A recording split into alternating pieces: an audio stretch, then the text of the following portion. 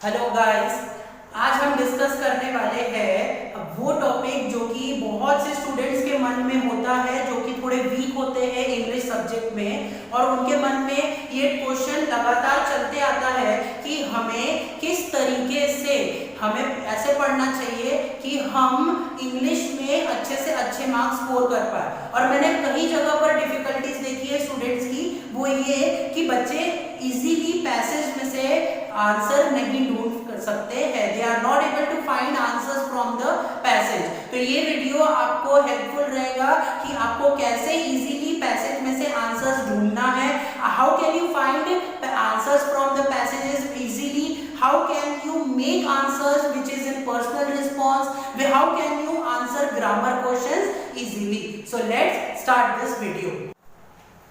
सबसे पहला रूल होता है स्टूडेंट्स, वो है कि जो पैसेज है वो किस बारे में आपको पूछा गया है वो आपको पता होना चाहिए। ठीक है, पैसेज जो है वो आपके सामने आता है तो आपको सबसे पहले तो take a deep breath, release it,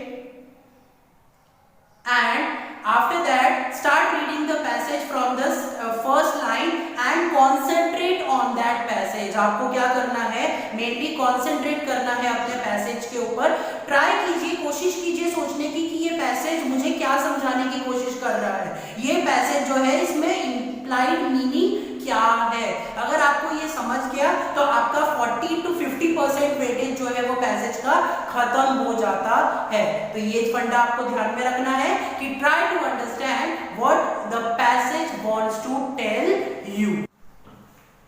step 2 is find out what type of questions will you be asked. आपको पहले से पता होना चाहिए कि आपके पैसेजेस जो है उसमें एक्टिविटीज जो है वो किस प्रकार की आने वाली है।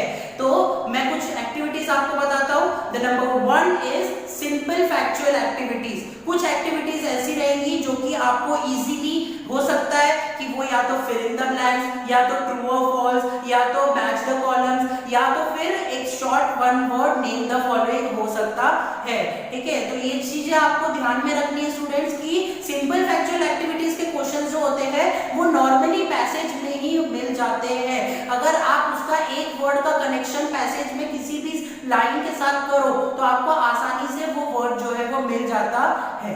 फिर आते हैं हमारे second type of activity, it is complex factual activities. Complex factual activities कैसी होती है स्टूडेंट्स, इसमें आपको इजीली आंसर पैसेज में नहीं मिलता है, इसके लिए आपको थोड़ा सोचना पड़ता है।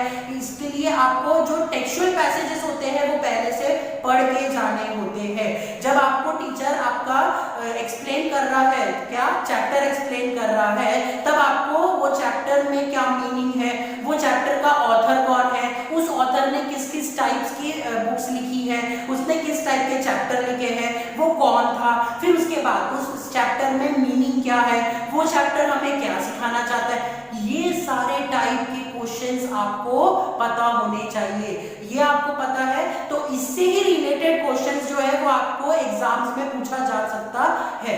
फिर आता है हमारा वोकैबुलरी पार्ट। वोकैबुलरी में क्या होता है स्टूडेंट्स कि आपको जैसे कि डिटरमिनर्स, कोलोकेशंस, वर्ड रजिस्टर वगैरह वगैरह, होमोफोन्स वगैरह आता है जो कि आपको पूछा जाता है। सिनोनिम और एंटोनिम, ये तो भैया इसका फिक्स्ड पार्ट होता है। Find out the synonyms of the following, find out the antonyms of the following. So this type of question is regularly asked and students mainly fail out over here. So आपको क्या करना है कि जब आप passage read कर रहे हो या जब आप टेक्सचुअल पैसेज को घर से पढ़कर गए हो तो आपने उसके डिफिकल्ट वर्ड्स के मीनिंग पहले से याद करके जाने हैं, क्योंकि उसमें जो वर्ड होता है वो थोड़ा कनेक्शन वाला होता है और उसी को लोग टारगेट करके एग्जाम में सिनोनिम्स या एंथोनिम पूछ लेते हैं। ठीक है, फिर और बाकी भी मैं इसके ऊपर वीडियो बनाऊंगा कि कैसे हम synonym, antonym, homophones, homograph, word register, collocation, determiner,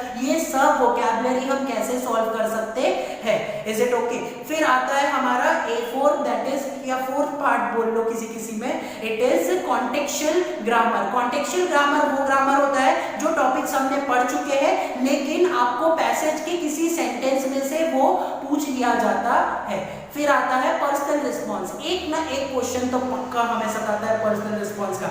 जो स्टूडेंट्स इंग्लिश में अच्छे हैं, जो अपने आप से सेंटेंसेस बना लेते हैं, वो लोग पर्सनल रिस्पॉन्स में 2 out of 2, 4 out of 4 marks ले आते हैं। लेकिन जो लोग स्टूडेंट्स वीक होते हैं वो यहाँ पर लैग कर जाते हैं and they get easily disappointed कि सर हमें नहीं आ रहा है पर्सनल रिस्पॉन्स लिखना। तो इसके लिए आप स्टूडेंट्स क्या कर सकते हैं कि आपको जो क्वेश्चन दिया हुआ है वो लिटरली आपके नॉर्मल लाइफ, आपकी जो नॉर्मल जिंदगी होती है उसी से मैचअप किया रहता है। तो आप उसे जरा पढ़िए, उसको जरा अपनी लाइफ से रिलेट कीजिए। जो आपको पैसेज समझाना चाहता है वो अपनी लाइफ से एक बार कंपेयर करके देखिए और आप उसे अपने वर्ड्स में जब आप लिख रहे होते हो तो मन में हिंदी और हाथ से इंग्लिश निकलनी चाहिए।